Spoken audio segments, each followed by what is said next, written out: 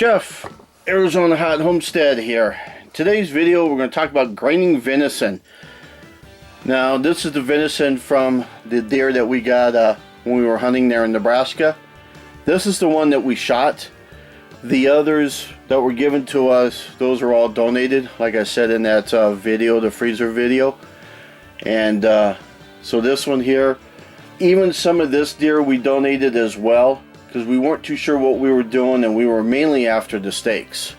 So we did as many steaks as possible, and we only did about 15 pounds roughly into venison, or into the hamburger. I noticed in watching some of the videos on YouTube, they kept calling it grinds. So I guess really it's not hamburger, it's grind meat. So grind venison. So anyhow, so we were using these 1 pound bags, that these wild game bags that you can buy at like a Cabela's or a Sportsman's Warehouse or a Bass Pro or what have you. Those type of stores that also have your butcher paper and things like that. So so we were using bags like this. There is our ground venison,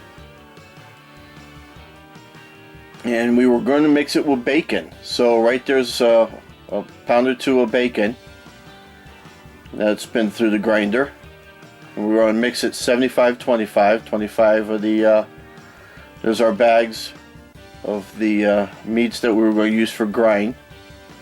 Basically we cut them up in chunks. We're using my buddy Super Grinder 3000W, and just throwing the bacon in there. We also were using a we also used a pork butt roast for fat as well, in some other hamburger. So again, there's the bag. We're doing it for bacon on this one here, and basically what we have is 25% bacon.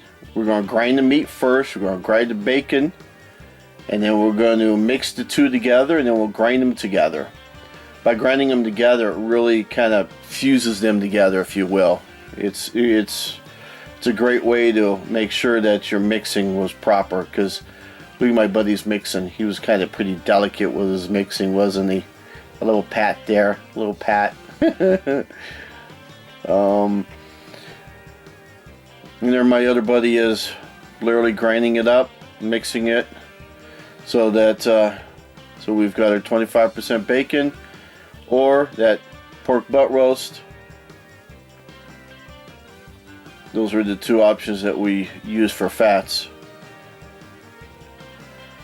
So right there it is combined. Look at that, it looks like little worms.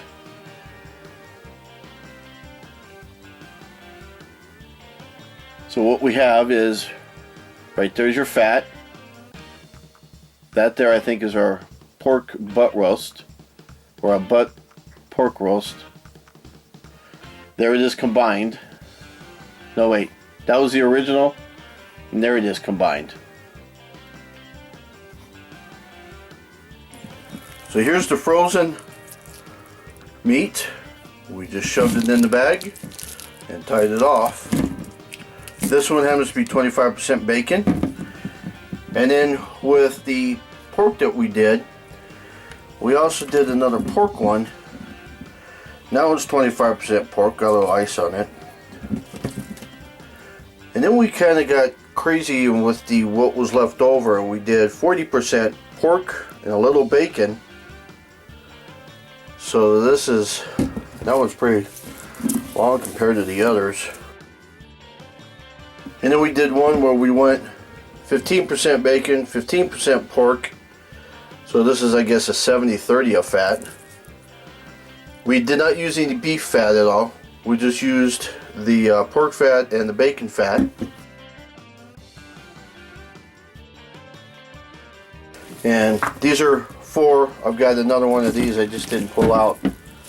But we made 15 pounds, and or roughly 15 pounds, because some are bigger than the others, but roughly 15 pounds. These are 1 pound containers.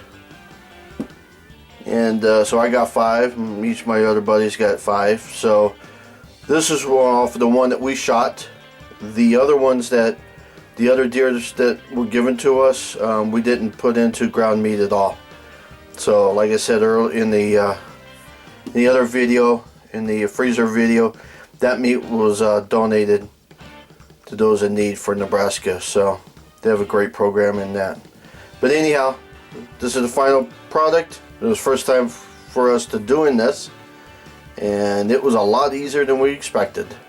So thanks for watching. Don't forget to like, subscribe, comment, share,